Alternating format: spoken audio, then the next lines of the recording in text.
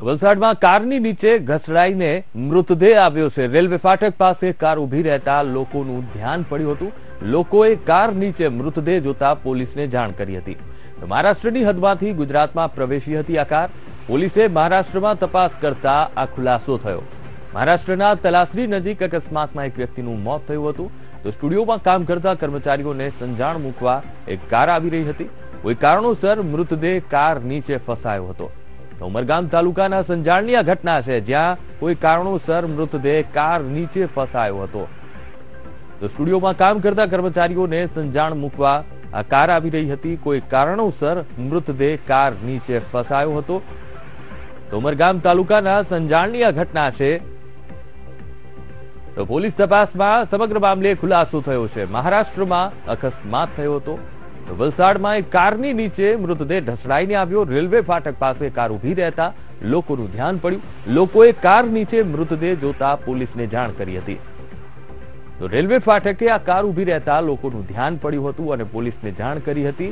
તો મહારાષ્ટ્રની હદમાંથી ગુજરાતમાં આ કાર પ્રવેશી હતી।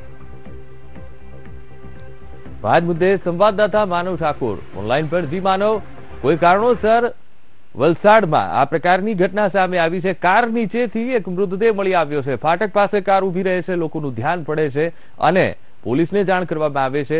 શું છે આખો સમગ્ર મામલો?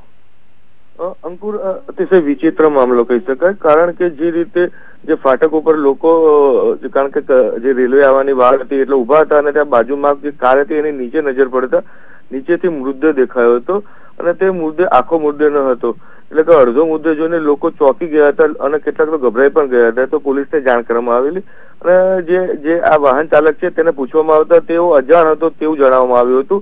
જોકે પ્રાથમિક રીતે એવું જાણવા મળ્યું છે કે તે આગળથી અકસ્માત કરી અને નીચે જે મૃતક છે એ નીચે આવી ગયો હતો। પરંતુ ચોંકાવનારી વાત છે કે મૃતક કોણ છે, કઈ રીતે અકસ્માત થયો અને આટલે દૂર સુધી ઢસડાઈને ઠેઠ ગુજરાત સુધી એટલે કે સંજાણ સુધી આવ્યો, આવા અનેક સવાલો ઉભા થયેલા છે। આ મામલે ઉમરગામ પોલીસે તપાસ શરૂ કરી છે। જી બિલકુલ માનવ, સમગ્ર માહિતી બદલ આપનો આભાર। અતિ વિચિત્ર કહી શકાય તેવો આ કિસ્સો પ્રકાશમાં આવ્યો છે। એક કાર નીચેથી મૃતદેહ ઘસડાઈને આવ્યો હતો। વલસાડ રેલવે ફાટક પાસે કાર ઊભી રહેતા લોકોનું ધ્યાન પડ્યું અને પોલીસને જાણ કરવામાં આવી।